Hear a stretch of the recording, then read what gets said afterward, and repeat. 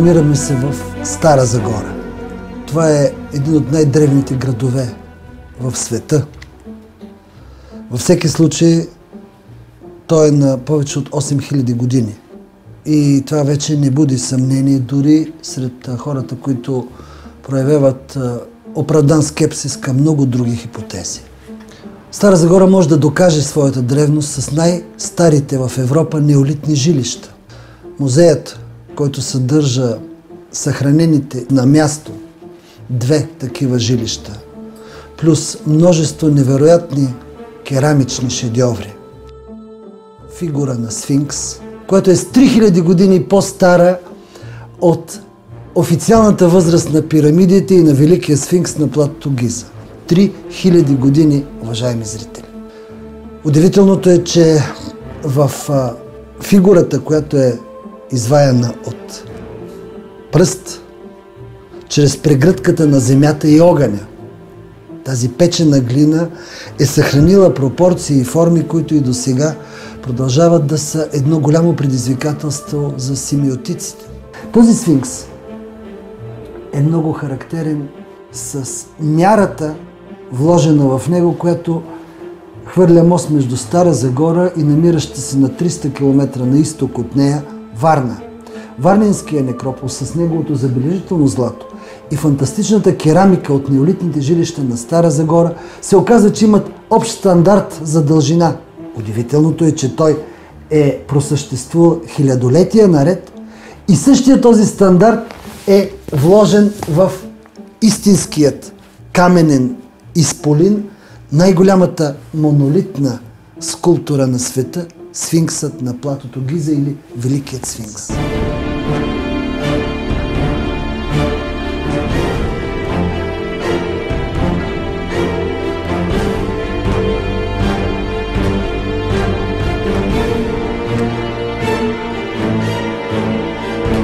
Казва се, че в онези хилядолетия, които ги наричаме тъмни, но те са носили много повече познания, е имало своеобразна глобализация, имало е общи истини, общи мерни единици, имало е, ако щете, общо познание, което може да се нарече древната наука. Какво беше моето учудване, когато разшифровах кодовете на тази първа наука в най-древното злато на света, съхранено във Варненския некропол, датирано към 4600 година преди новата ера.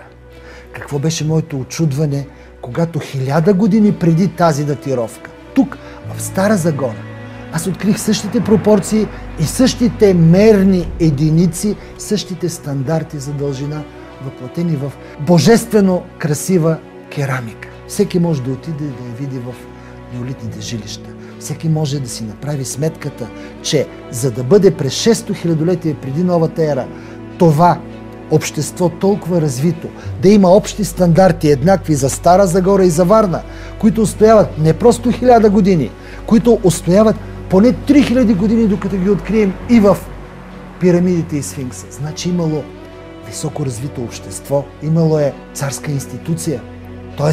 имало е едно най-малкото протодържавно формирование, а не просто сбирщина от племена, които враждуват помежду си. Имало е система, имало е култура, наричаме суперкултурата Загора, Варна. И съм готов да споря с всеки, който се опита да разобеди моите съотечественици, че тя наистина е първата европейска, може би първата световна цивилизация. Археолозите са изключително доблестни труженици, които прекарват години наред на един или друг обект и които са нещо като акушер-гинеколози за раждащото се ново знание. Именно в техните ръце за пръв път идва на бял свят това, което е било в забрава хилядолетия наред. И ние дължим не просто формална благодарност, дължим поклон на българските археолози, но заедно с това им дължим и едно малко напомняне. Откритията, които те правят, са като малки деца. Бебетата порастват и вече имат нужда не от акушер-гинеколози, които да се грижат за тях, не от неонатолози, те имат нужда от друг тип специалисти, от друг тип грижи. Ето тук е мястото на интердисциплинарните изследвания.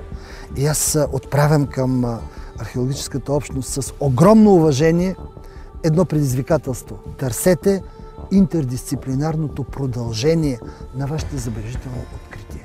Защото тогава ние ще можем да имаме истински цивилизационни изводи от това, което вие с толкова труд и с толкова вдъхновение сте извадили на бял свят.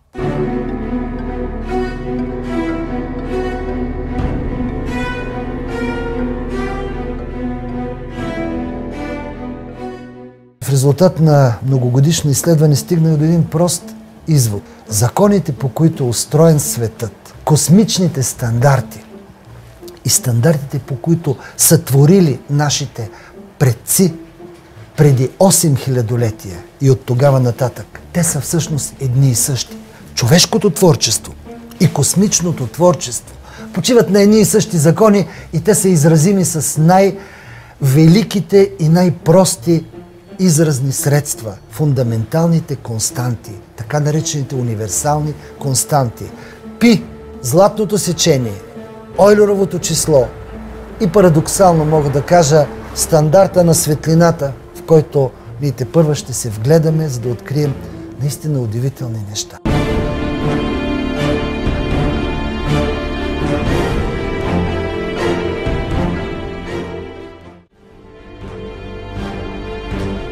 Shakespeare used to say, love is not love, which alters when it alteration finds. Well, maybe life also goes beyond the alterations of its material base. Maybe organic life and electromagnetic life and the life of the universe, maybe they're all the same. All the same, all related. It is here that the universal constants and the spatial characteristics of what their synergy produces, maybe they are intellect. And I think this gets to something, and I sometimes don't like the term because people throw it around, and I think people use it not understanding exactly what it is, but the term sacred geometry. Yes. That this gets I to believe the in core of sacred sacred geometry. Exactly. That there is something very real, something very important there. Well, it makes me happy because I do believe that in order to be called sacred geometry, it must have played a very important role in the thinking and the imagery. and the practical life of people. In practical life, and I think it ties in with universal constants and universal psyche. And the self-organization of these things. That's because everyone who has dealt with sacred geometry understands that there is a quantum self-organization process that brings about geometrically valid results as if all by themselves. It's off by themselves, as if they're growing by themselves. Absolutely. It's very organic. From a point, a line, a circle, you get the flower of life. That's right. That's fantastic. That's really something serious because I could call it the geometrical logic of the world. Of the world, of the cosmos. Yes, and it is there that we should seek for the roots of the world. It's the geometrical basis of all that's happening. I think Einstein would approve of such a philosophical argument. Well, his was a symphony of geometrical arguments to show that relativity and even the super constant, the speed of light, have to be involved in this whole picture of the world. That's right.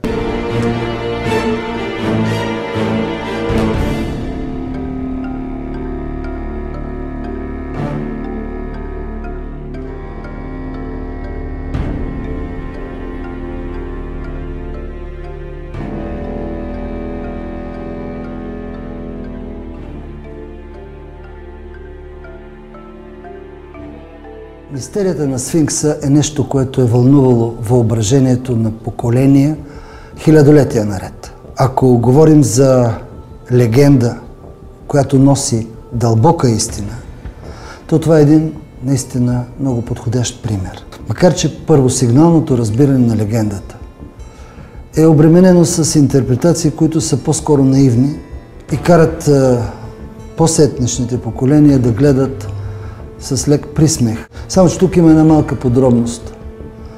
Древните не само не са били по-глупави от нас, В много отношения те са ни превъзхождали и като интелект, и като изобретателност, дори като дълбочина на знанията. Сфинкса удушвал всеки, който не може да реши неговата загадка. Загадката била простичка, на пръв поглед. Кое е това животно, което сутрин ходи на 4 крака, на обяд на 2, а вечер на 3?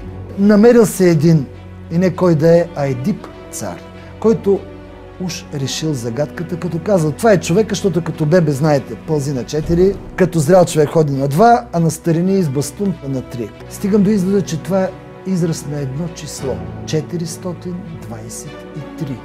Оказва се, че той има ключово значение за разшифроването не само на структурата на сфинкса, но и на съотношението, метрично и логично съотношение на неговата дължина с размерите и пропорциите на трите пирамиди на Платон и Гиза. Ако допуснем, че сфинкса е много по-древен, отколкото му се приписва като възраст, ако се отнесем с заслужената сериозност към хипотезата на професор Робърт Шох, за това, че той носи върху тялото си следи от ерозия, дължаща се на тежки проливни дъждове, това отново ни връща към версията за потопа. И очевидно той тогава е една предпотопна, но не и допотопна статуя, че е артефакт от времето, когато над земята са се изливали тежките, причинили потопът дъждове.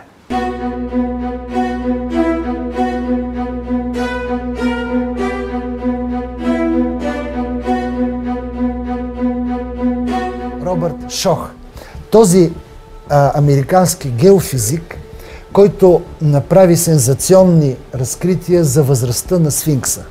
Този човек, който придоби наистина световна слава, след като посети Белинташ, Татул и много от тези светилища в Родопите, заяви нещо, което ние от много години вече проповядваме и за което National Geographic Channel направиха 2 филма, а именно, че древната цивилизация в свещените земи на днешна България е предшестваща египетската цивилизация. Има нещо много общо между двете, но естествено историческият приоритет е именно за тази първа световна цивилизация, която е родена тук, на Балканите и по-специално на западния бряг на Черно море, от двете страни на Балкана и от двете страни на Родопа планина.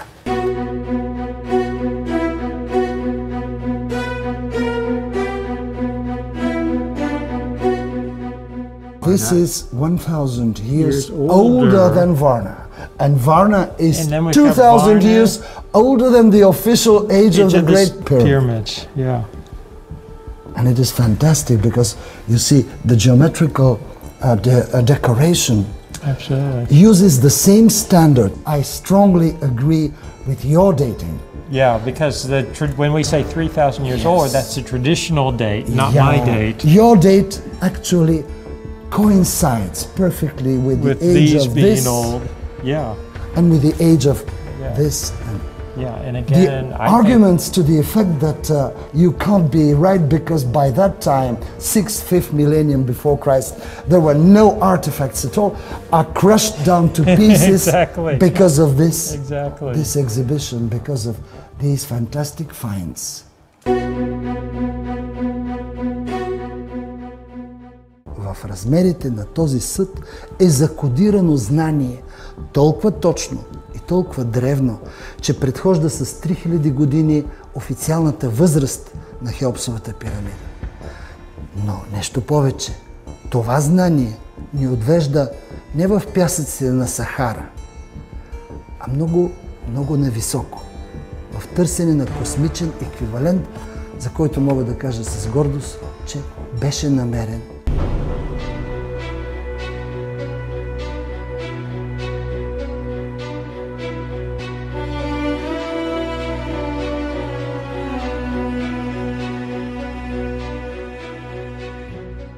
The velocity of light multiplied by 1 second. By analogy to the light year, you know, the velocity of light multiplied by 1 year gives 1 light year. Yes. Yeah. Now, let's take the same velocity but multiplied by 1 second.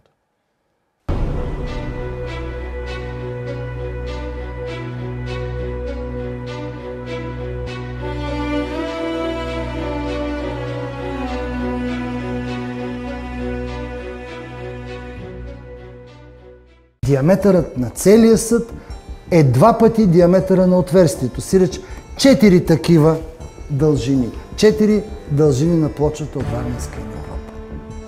Когато го умножим по пи и съответно го умножим по 100 пъти златното сечение на 3-та степен, получаваме с абсолютна точност периметъра на основата на Великата пирамида в Гиза.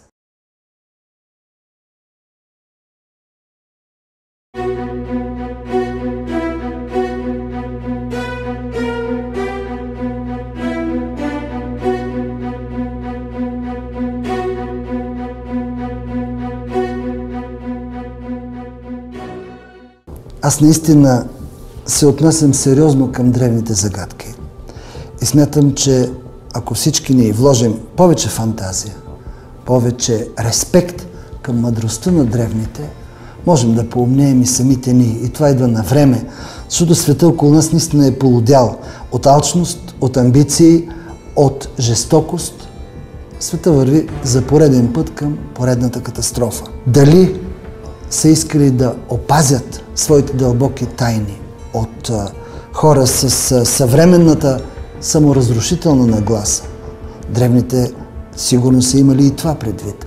Дали са ни поставили една интелектуална загадка, която е нещо като тест за интелигентност?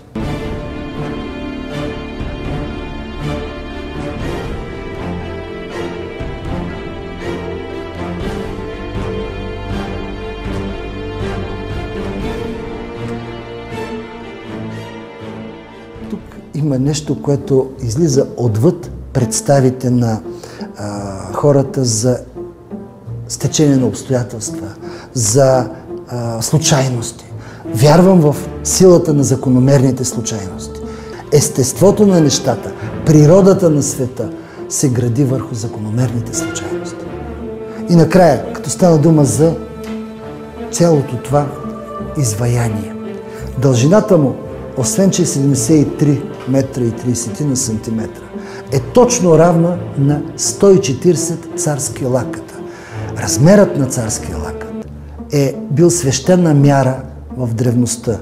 Свещена мяра до такава степен, че при изграждането на Великата пирамида отношението между височина и основа е дадено именно в царски лакти. Дължината на царския лакът е точно толкова. 52 сантиметра и малко. Около 3 милиметра и нещо. Ето толкова. Може да ли си представите, че този царски лакът е вложен в шедьоврите на Варненския некропол 2000 години преди официалната възраст на пирамида. Точно 3 пъти в него се нанася същата тази дължина на златната плоча, която 423 пъти се нанася в дължината на Сфинкса. Има наистина нещо повече от случайни съвпадения в цялата тази симфония от мерни единици. Има природен стандарт. Природен стандарт, който има своите космични еквиваленти и който има своето човешко битие. В шедьоврите на нашето златарско, керамично, ваятелско изкуство, които тук в България са с 2000 години по-стари от пирамидите. Зад мен са 8 хилядолетия човешко развитие. 8 хилядолетия развитие на интелигентността, с което ние толкова се гордеем за разлика от останалите животни, но с което напоследък все по-малко си служим. Енергията на човешката мисловност, енергията на нашия дух е нещо много специфично. Тя е обективна реалност.